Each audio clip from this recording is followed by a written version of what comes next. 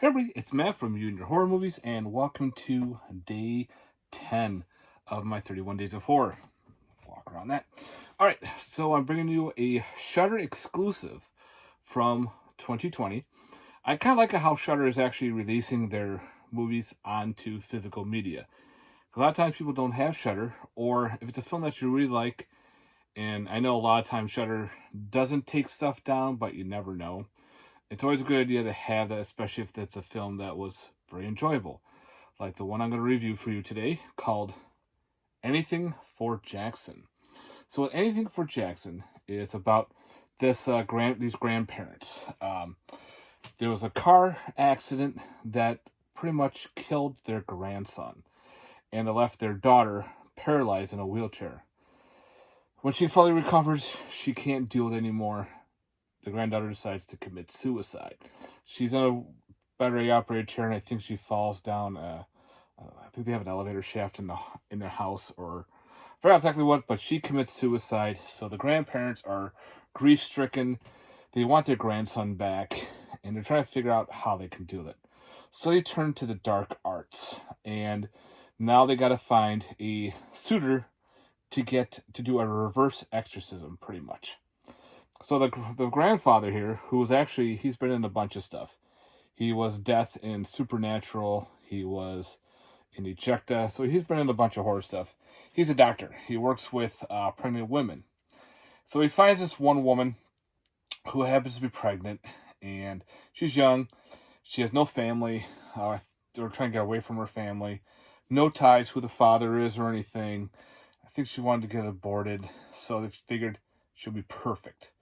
So they kidnap her, and they bring her back to their house.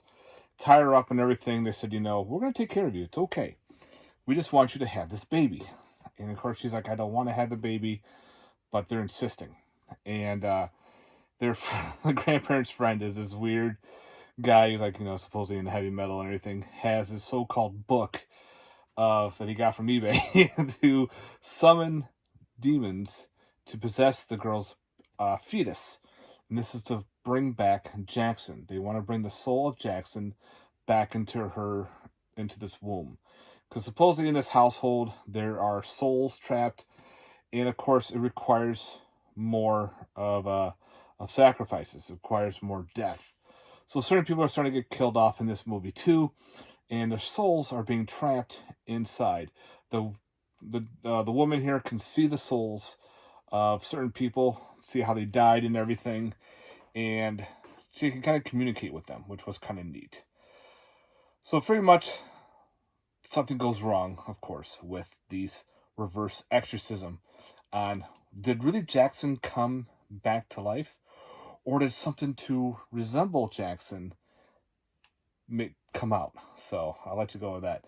This was actually a lot of fun, guys. If you like supernatural exorcism type films, this one was real good. I think it's still on Shudder, so if you want, go take a look. It is a Shudder exclusive, so they should have this on streaming.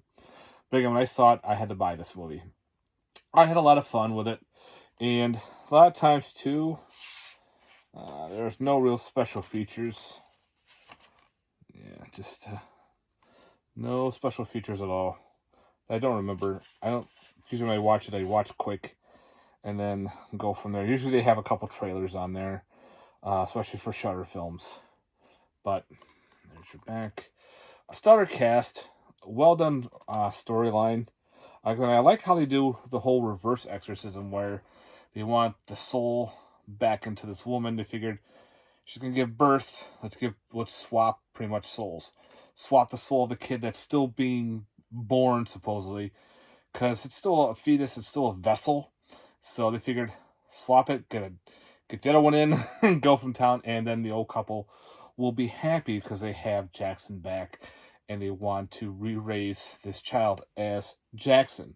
So that's what the whole Anything for Jackson is. They want to do everything they can for their grandson. They don't care about their daughter.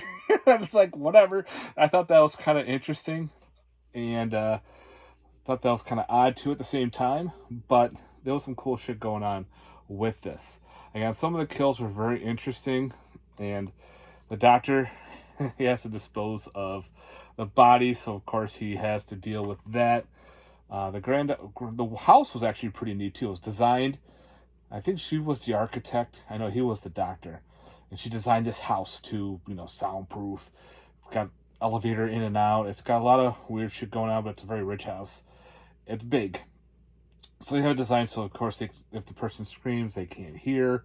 It's geographically located, very nice. So yeah, they hide everything pretty well in this.